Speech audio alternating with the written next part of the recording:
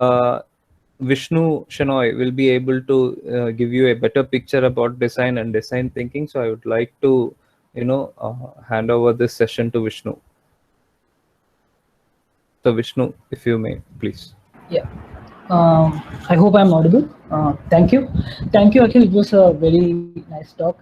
You gave a very clear picture about how startups and entrepreneurship work, even in terms of product and managerial level. So I am going to speak about design. I'm going to focus more on the design aspect of it. By design, I am currently here right now. I'm focusing largely on the software aspects, not on the hardware part of a design, but software. So I have a presentation that I've quickly made. So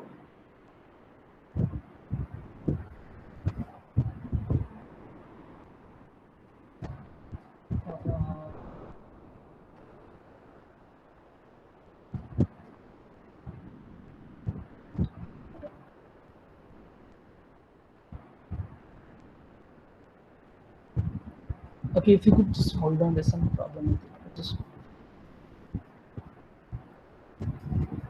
I'm going to focus more on design aspect of it because what I feel right now is that many of us, right, all of us here or other people in India, I would say, we are not aware of what design is, or we don't actually know what design is. So can you go to the next slide, please? So I would like to ask, what is design? So we can keep this slide a bit more interactive. So I would like to get your inputs. You can chat it out, or you can unmute and tell me about what design means to you, so that I have a very rough idea of where I can explain in how much depth. We can take a minute or two. Anyone?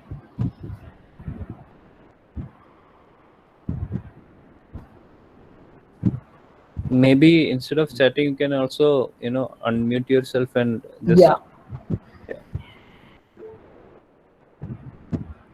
Okay.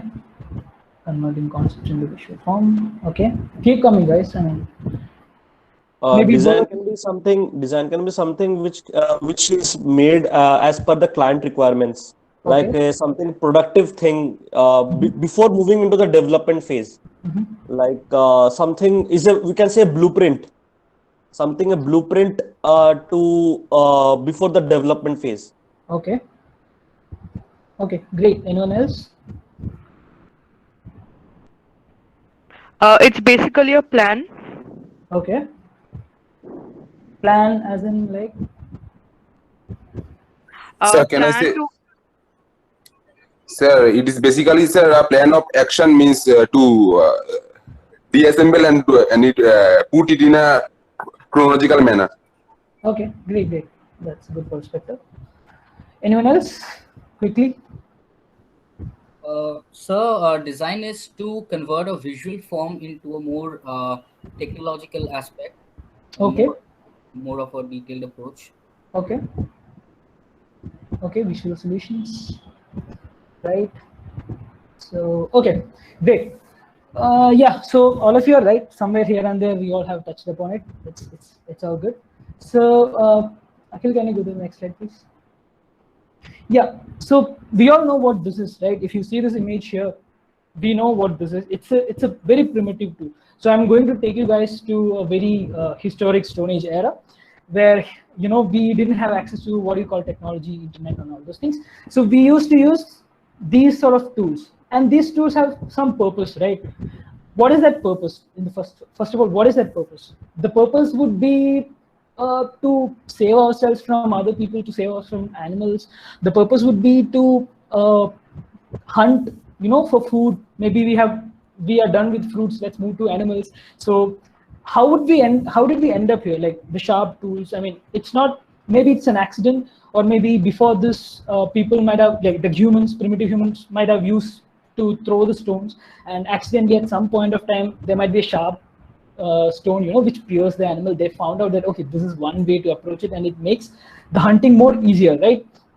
So what is the problem here? The problem that we are trying to solve is to make the hunting, or protection or safety, whatever it is, it has to be effortless, right? So this tool solves some sort of a problem. It's not just a random tool. So we build upon it. Then we thought, okay, right now it's just a stone. Why not have some sort of a handle so it's easy for us to point at one particular direction, or it's easy for us to throw, or something like that, right? So that's when, yeah, you can go to the next slide. So we have that, and currently right now in 20th century, we have a knife. It does the exact same problem, but the application level is huge. So we have a knife, it solves the same problem. We can use it to cut the vegetables. We can use it to butcher the animals. We also use it for safety for some purpose, but it just doesn't end here. I mean, right now there are many more applications to knife. We have Susami knife. We have multiple amount of tools in one particular product. So how did this all come, right? So for the knife that we see here right now, the basic foundation has been laid out like before, way before. So that is like a very sharp stone that we use. That has come from some sort of, we don't know who designed it. We don't know how they come up with this particular idea that a sharp stone can be used for these purposes. That's also the problem. But we know that it makes our life easier and it makes our life effortless. So it's innovative thinking. So we have put some sort of a creativity, whether by accident or not, and we have built upon it, and we have landed it right now as we see as a knife. Okay, so this is exactly what, in a way, I would call how design works. So it's not just visuals, or it's not just something. Yes, it is visual. There are visual applications to it. There are technological applications. There are engineering applications to it. But largely, the design is actually a way to approach or solve a problem. It's like a communication that it makes our life more effortless. That is what the design is all about. Can you go to the next slide, please? Yeah. So we all know what this is, right? We know this is Google. It's a search engine, but Google right now is not just search engine. It's larger ecosystem. But for now, we all know that this is Google search engine. We know where to click. We know what to do. It's all in our mental model. It works like instantly, that we know where to go, keep our mouse, where to type, and what does that icon do? What does that search icon do? So, but still there are people who don't know what Google is, who don't have any access to internet. They won't even care. I mean, they don't even know what Google is. So at some point of time, we put a phone and we ask them to search something. They won't know what to do with it. They don't know how to interact. They don't know what to click on. They don't really know what to do with that. So it's very hard as a designer to put solutions that are more accessible, that are more inclusive. But we are moving to that. We are going ahead, trying to address all these problems so that it's more accessible and it makes life more easy. Can you go to the next slide? Yeah. So right now I'm putting a screen. Let's say that I'm putting a screen in front of a person and I'm asking him to search. Like, what would he do right now in the screen? I mean, there's nothing here, right? Just that there's some Google, and we don't know how to even interact with this. But there'll be a lot of clicks and trying to figure out what to do, and randomly using keypad, typing something out, but still we don't know. This doesn't give any picture to me, right? Next slide. Yeah. So now we have a search, and we have some sort of an input field. We have a search. Again, it's very shaky. It doesn't make sense to me, but I know that something is there. It means something. Maybe I'll try to click it. Maybe I'll try to visualize what it is. It's like a magnifying glass or something. That's the kind of idea that I get. Maybe it's asking me, to go in details to search something. I don't know. So can you move forward? So now we have something written over here. It's called type here. So now I clearly know, if I am giving the screens to someone, asking him to search, now I clearly know that, okay, I have to do something on the type here, because it's written there that I have to type. I have to input something. Now we are starting to make more sense.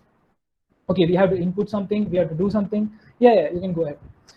And the Google doesn't stop there. It made our life easier. We know how to search. We know what to do. But now it made our life more easier. How is it making our life easier? Like, for now, when we type something right on Google, you can just even figure it out right now. If you type something on Google, we don't even have to finish it. We don't have to care about the spelling mistake. We don't have to care about the grammar. we can just type it and it automatically shares us the options that we may want to check out. Okay, so that's the kind of level that technology has gone upon. And so right now I don't have to type the entire thing. I just have to type design, and whatever is related to design will be as an option. So you just can click and you can just browse. That is what the kind of way the technology and design has impacted our lives. So not just stopping here, we are planning to go a bit more ahead. Like, I'm very lazy, like I don't even want to type. I'm too lazy to even use my hands. What will I do right now? I can just go and say, hey Google, search for design or search for this. It will the AI will automatically search, and we don't even actually have a physical input to get the kind of results we want. That is where the world is going right now, right? I hope that's very clear to you right now. Can we go to the next slide? Yeah, so we all have used Google Pay. I mean, it's very familiar to us. It's very simple application, right? We have to send money, we click on button, we send it, we receive it, as simple as that. Why is it very impactful right now? So if I have to tell you in a story format, let's go back like 10, 20, 15, 20 years back. There was a time when, ATMs, even the ATMs that we know as of now is very scarce. I mean, if we have to go somewhere for touring with the family, let's say outside or Shimla or anywhere for that matter, we have to financially think how much money we have to carry. We have to know how much money we have to give to hotels. We have to know how much we have to give to commute. We have to know how much we have to carry. We have to make sure that the money we carry is very safe when we are on train or plane or wherever we are. We have to make sure that the bag is safe, it's secured, because if you lose money, there's no point, right? It's haywire. So let's come back to like 10 years from now. Go back 10 years from now, ATMs are there. So it's pretty much sorted. I don't have to carry money, but I just need an ATM card. I have to go to ATM, I have to withdraw money, I have to give it to places, and then I can move forward. And then 2 years or 5 years, right, from now going back, we have Google Pay. Right now, the option of carrying money is eliminated. I mean, I don't even have to use it. All I have to do is carry my phone, go to a store. If I have to buy something, scan it, pay it. There is no problem of carrying the change, carrying the notes. Even in COVID times, right, we don't even have to handle the money. It's as simple as that. This is the kind of impact that technology and designers have actually put into. Next slide. So why just use Google Pay? It's just, it's just letting me send and receive money. So what's in it for me? Like, why would I use it? There are other platforms, like why not I use Bharat Pay? Why won't I use Paytm? Why won't I use PhonePe? In fact, PhonePe is, I think, the most widely used financial application for now. So why just use it, right? So that's where a user experience come into place. It's not just about sending money, right? It's not just about using a product. It's about what value you get when you use that product. That's what we really care about. That's what we pay for. Whatever product we are buying, we really pay for the experience that we're getting. We don't pay it for just keeping it there, or we don't pay it because it's building some gold or something. If we buy gold, we're putting it up, we get that experience. What is that experience? That people are seeing the gold that we're wearing, they appreciate it. Exactly, that's what we are looking for. So here in Google Pay, they use some sort of a scratch card. So let's say that I'm paying 100 rupees to Akhil, and then I get a scratch card back. And I scratch it and I get 30 rupees back. Then I'm like, oh wow, I'm paying 100 rupees, but I'm only just paying 70, 30 rupees, I get it back. So I feel like, okay, it's a value add for me. So I would use Google Pay because I'm getting my money back, I'm getting discount, I'm getting coupons. So that's good for me, right? So everyone started using it. So everyone started giving rewards. In India, right, we are very what do you say? We like free things. We like rewards. We like discounts. Wherever we see, we go in and we just sale or whatever it is, we just go and we just buy it, because we feel like when we buy something we are getting for free, that's like profit for us. That's exactly how the psychology works here, right? When we put scratch cards and discounts and all that. So again, every other platform started using the same thing. They started giving cashback, discount. So how would Google Pay go further? How can I stay in the market, right? I have to stay it's all about business in the end. So how would I stay in the market? Can you go to the next slide? Yeah, that is where things get more creamy. So business team comes and says, okay, PhonePe is doing better than us, we have to do something. They'll call product team, they'll call design managers and say we have to do something. We have to build more customer engagement. We have to We have to build more customer acquisition. How would we do it? So we come, product and business come with a plan. Okay, why not gamify the entire experience rather than just putting discounts? Why not gamify it? How would we gamify it? So we all have played Go India, I guess, a couple of months back during COVID lockdown. We all have seen that people sharing tickets on Instagram, on WhatsApp, on Facebook. They're personally messaging you asking for more tickets. They're giving referrals for using Google Pay. That is exactly what they're done here. So next slide. So for those of people who don't know what Go India is, we have to use Google Pay. We have to use some amount of transactions. We have to use referrals.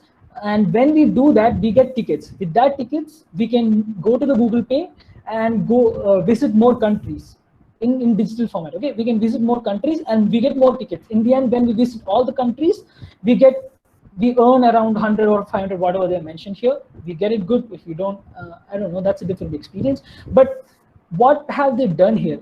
Like, right now I'm observing what have they done here, all right, in terms of business. They have just used us as a marketing tool. So what they have done, they have made me search, like, refer a person. By referral, I'm getting more ticket. What that person do, that person refer more. And what I would do, I would engage in Google Pay. I'm doing more transactions for tickets because I have to collect 30 tickets within 1 month, right?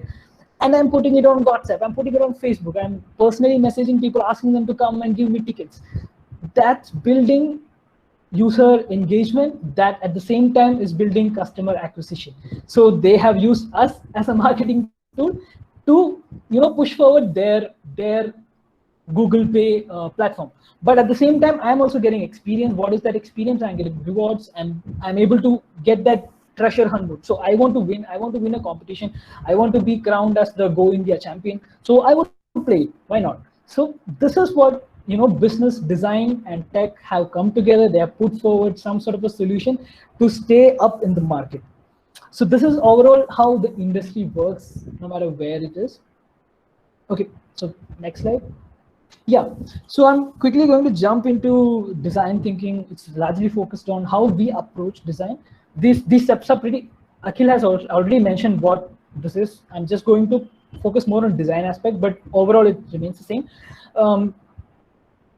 So it's important right now because at the point, you all are graduates, you're going to graduate, and at some point of time, you're going to interact with the design team. There'll be a lot of talks, there'll be a lot of, pushing forward of design. We are saying, okay, this is expensive, but designers say, no, this is what exactly users want. So there has to be some format of negotiations, right? That's exactly collectively is how an idea or a product will go ahead. So design thinking is pretty important. It's very crucial in terms of building a product, especially for designers, because it's not a one solution. It's not one man army. It's design thinking.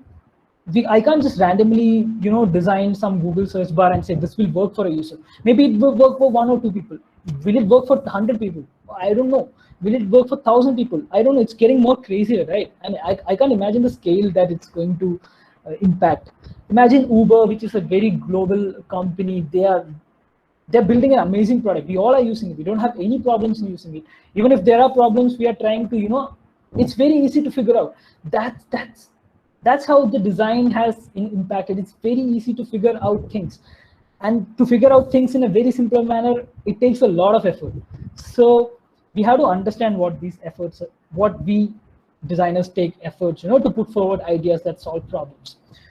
Next slide. Okay. Firstly, empathize, right? Empathize is largely, whenever we have some sort of a problem, business says, okay, I have to increase the customer engagement. I have to bring more customers to product. You go do something, figure it out. So PM, product team, and design manager team comes together. We have to figure something out, and they say that they give us sort of a design scope, and they say that this is the way forward. So me as a designer, I can't just randomly do something. It has to have some purpose, right? But for understanding what that purpose is, understanding what that need is, I have to understand in terms of users, as in you. Like, I have to know what you are going through, the kind of problem that you are facing, if I have to put forward something. Because it's not my idea. I mean, if I'm putting my idea, it just becomes art. I mean, it's just an opinion. So the hypothesis that I'm putting forward, I have to validate in some point, right? So in Empathize, we research, we talk to users, we talk to them casually, we talk to them formally, we observe on a contextual inquiry, like how they sort of figure out the app or a product, whatever it is, we observe it. Then from that observation, we get data, like we get a lot of data, and that we synthesize. We synthesize in the format that we get valuable insights. Next slide. When we get valuable insights, we turn those insights into design solutions. We have data that users are facing some problem. We have that data. We have synthesized it to form a design solution. Now we are going to brainstorm. I'm going to put n number of ideas. Other designer is going to put n number of ideas. We're going to collect. We're going to collaborate. We're going to form some sort of a pattern that we feel is addressing the problem. Okay. Then we have some ideas. We sketch it out. We make some wireframes and all that. Then we sort of figure out what to go about it. Next slide. So in prototyping phase, we build up a medium fidelity prototype. We work it out among our own stakeholders. We try to see if it works or not. Then we build a minimum viable product, which is called high fidelity work, it won't be a fully finished product, but it will be some sort of a way for us to test if it will work on users or not. Can you go to the next slide? So in test, we have idea now. So we have a problem. We have an idea. We want to those ideas are currently in hypothesis, right? We have to validate it. So now I'm going to users. I'm going to do usability testing. I'm going to call some of the people. I'm going to say, sir, this is the thing that we're putting forward. We want to see how we're going to approach it. We observe how the users sort of interact with the product, whether it be mobile, whether it be industrial hardware product, doesn't matter.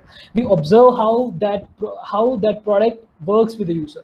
We ask for the input. We ask for what kind of experience are they getting. We ask for how they feel when they use product. Right, so those insights, if it's not working, it's great. If we fail, it's great, because we get a chance to go back, we reiterate, we come back again, we test it, we go back. Sometimes even going back won't work. So what we'll do, we'll go way further. We'll start from the research again, because we felt like, okay, this is not the way. We'll take some other research approach. We'll take some other insights. We come back again. So this is a very iterative process. This never ends. There is no one perfect solution that exists in the world. All the solutions we build upon one or the another, and the problems keep coming, and that's how it is way forward. Okay, next slide. So now we clearly roughly have some idea of what design is. It won't be a clear-cut answer. I mean, even I don't have a clear-cut answer for what design is, but that's exactly somewhere we know that this is how things work. Somewhere we know that business, tech, and design, everyone comes together to solve some sort of a problem. So right now, even if we don't have an answer, right? So I would ask you to go back. Can you go back? Yeah, I would ask you to sit back, use any product, use your laptop, use your mouse, use your phone, even the chair that you're sitting on, right? Why would you buy it? You can think, like, you can ask yourself, why would you buy it in the first place? If you're buying, what am I buying it for? If I'm buying it for, I'm sitting, I'm working, what experience am I getting? I have a chair right now. It's very well cushioned.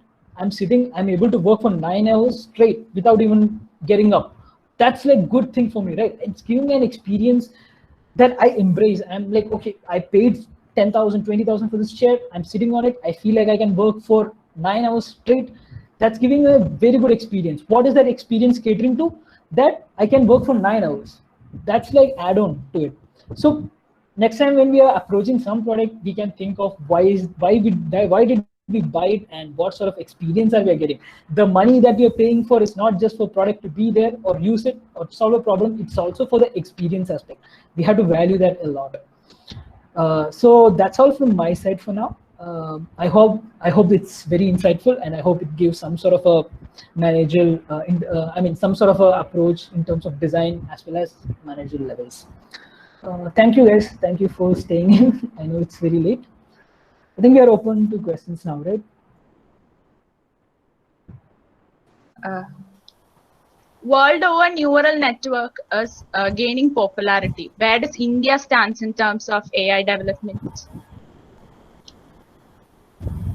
I really don't know. Okay, sir. I think the thing is neural network development and machine learning, it is picking up because we have a lot of good mathematicians in our country, and it takes a great deal of calculus and knowledge of algorithm to build these things. You can one of the reasons why it is not very visible to give you an exact answer is because this is a back-end activity. Okay, and some of the top companies that build these kind of solutions give it as a service to bigger companies. So it's not customer facing that it is popular. It is a business to business kind of an agreement. So business to business companies may not be really popular, but they do very high tech things. So you cannot say that India is bad or India is the best, but India, I think, might be doing really well in this area. Okay, sir. Anyone having any further queries, please do ask. May I ask a query? Actually, I'm not able to type in the chat box. Yeah, you can. So good evening, sir. My name is Prantik and I'm from Bharati Vidya Bhavan Management of Institute of Science, Kolkata. My question is that in a developing nation such as ours, how do we convince the angel investors or the venture capitalists to invest on startups, consisting of AI, ML, or robotics? Like most of the corporate business or maybe the organizations are skeptical on investing on startups. So my question to you is that. Thank you, sir. So the thing is, you don't just approach any angel investor or any VCs. Mostly angel investors are most probably high network individuals who have made money from a specific industry. So they would want to invest only in that particular industry. So if there are people who have made money out of artificial intelligence, machine learning, neural networks, or in developing intelligent robots, I mean intelligent softwares, not robots, sorry, they might be interested. So that is the first step. You need to identify the right angel investor, and you need to identify the right venture capitalist. The way you do that is you go to the venture capitalist website and then you check the portfolio. In the portfolio, you can see a list of companies that they have invested in, and then you can go and check those companies and figure out if they are AI oriented or they are doing something else. If larger portion of their portfolio is companies who do these kind of high tech activities, then there you can start approaching that VC. And sometimes they might have a particular pitch deck, then follow that pitch deck. That pitch deck will have a certain set of questions where you clearly give them answers regarding the company, what you're building, what you're solving, how your company's financials, how your team, all those things you'll have to say. But in general, there is a time when you approach seed investor, there is a time when you approach angel investor, and there is a time when you approach a VC. So you first, when you're building when you start off with an idea and you have decided that you have to build a minimum viable product, 3F is who will invest in your company. One is friends, one is family, and the other is fools. So these people are the first people to invest in your company when you have headed out and build something.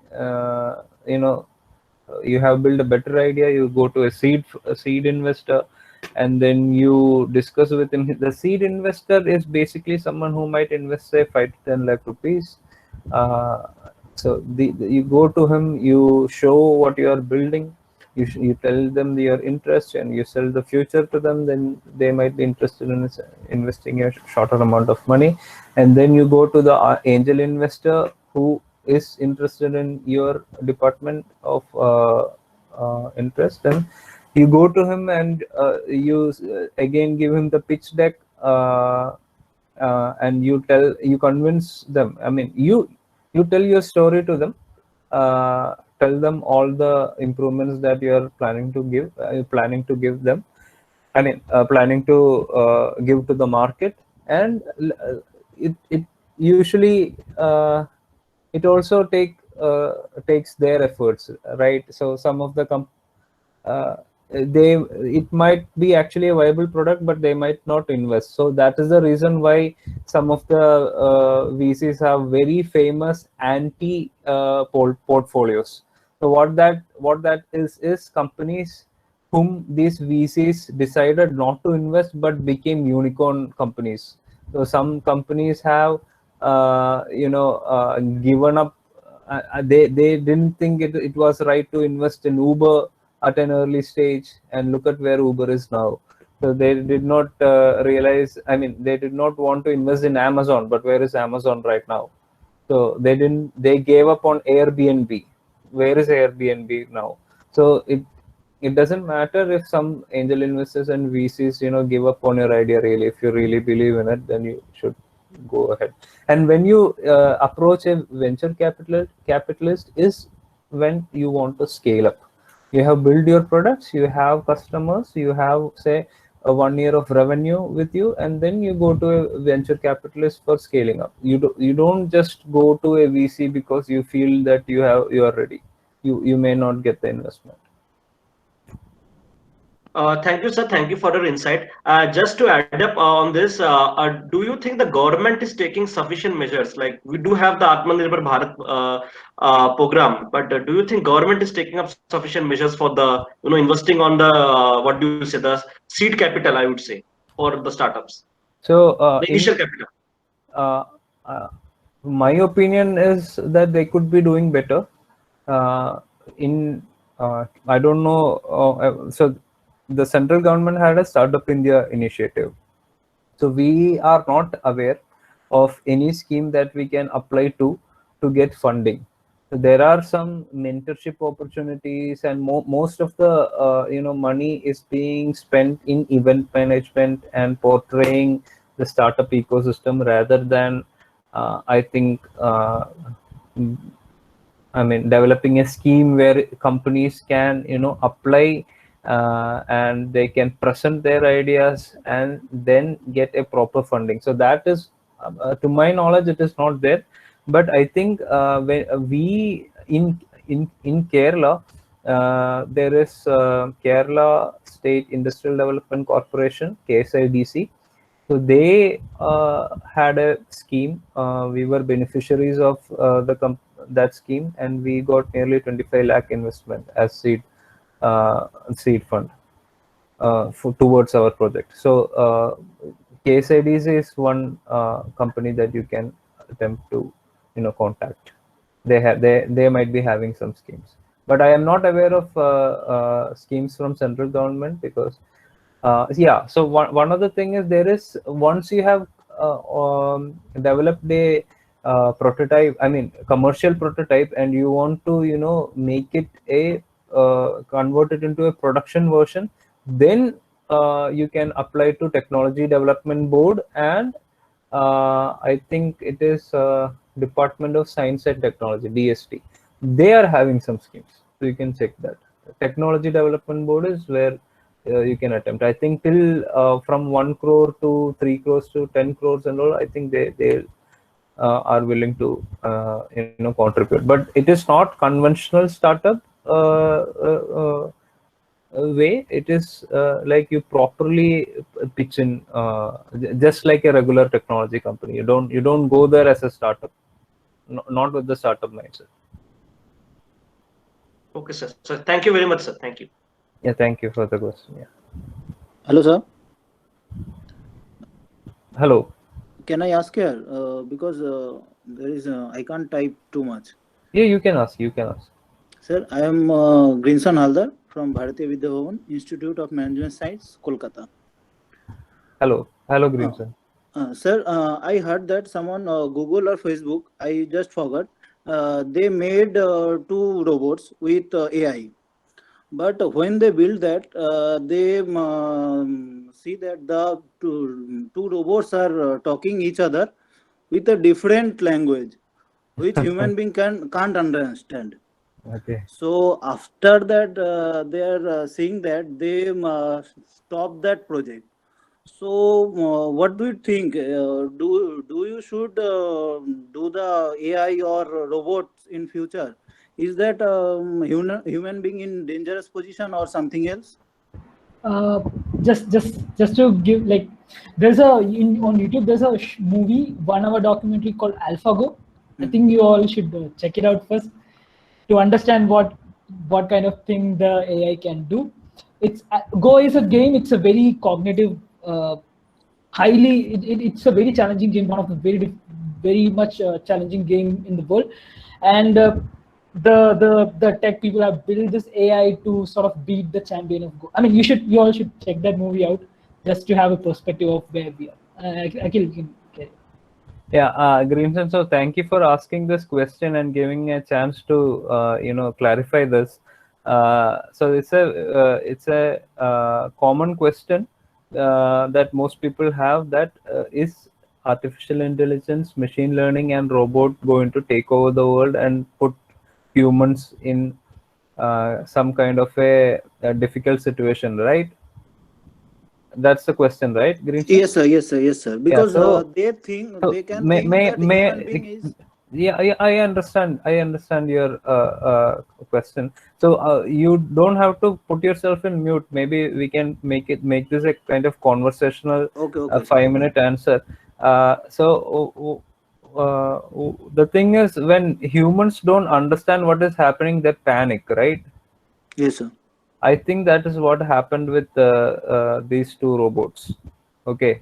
And there is also another thing that happened when Twitter released an AI version of a software that would automatically reply to someone's tweet.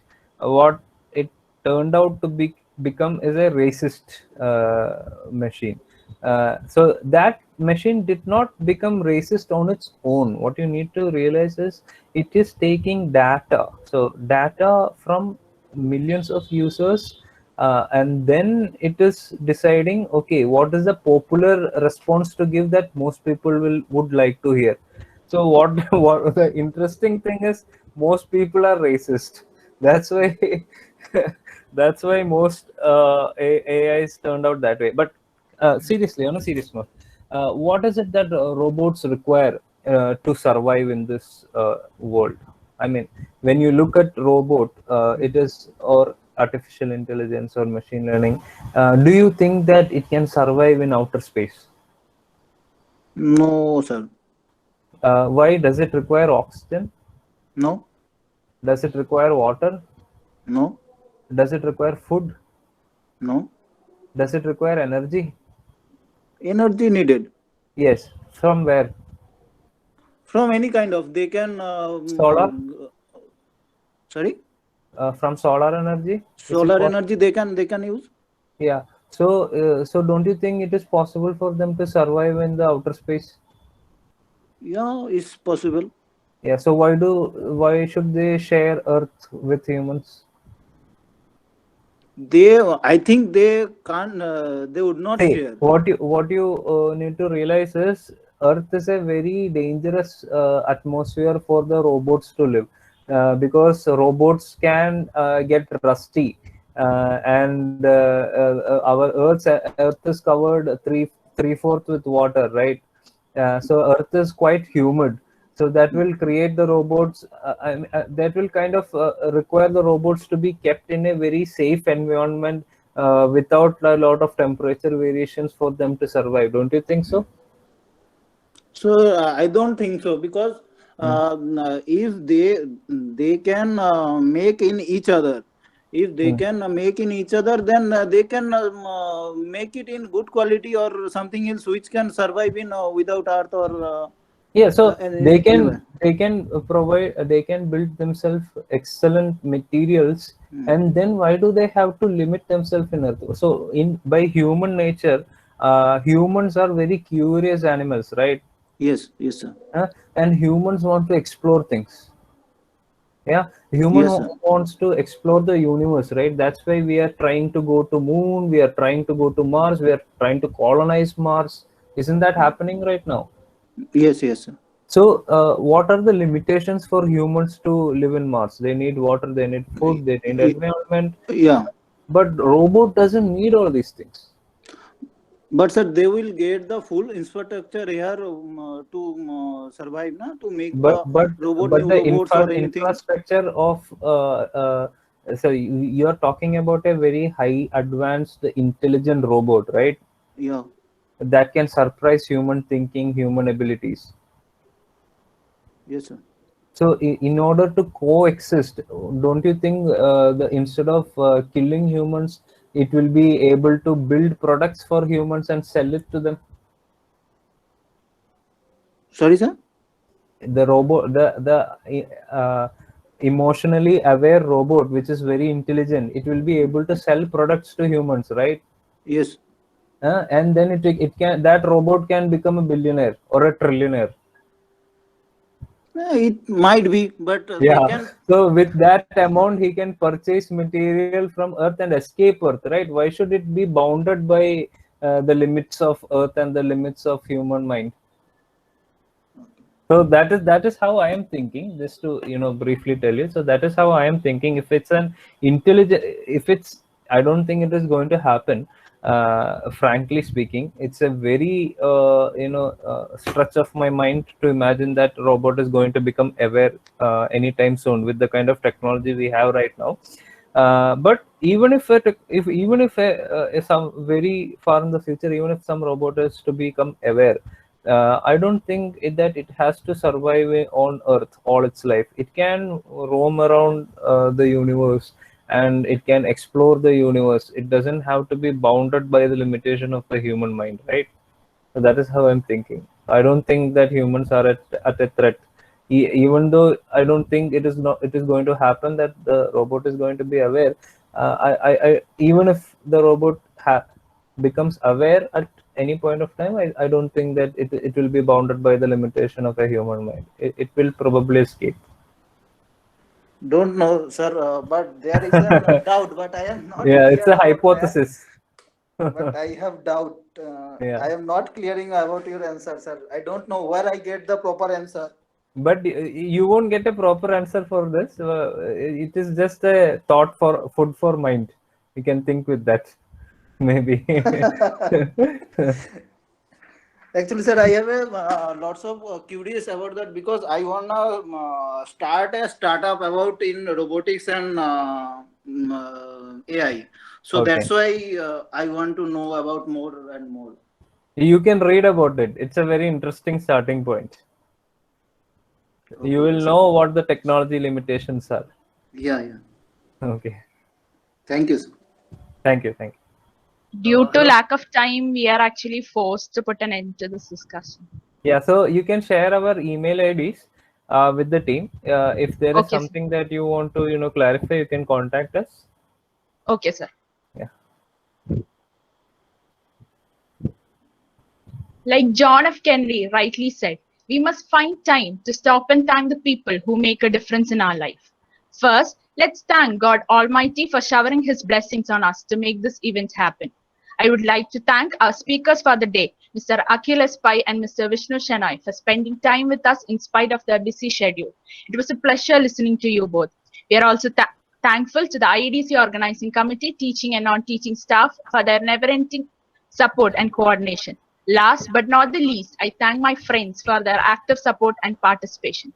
Good night and goodbye until we meet next time for an IEDC event. Thank you. Thank you for having us. Yeah. Bye. Thank you. You guys have a nice day.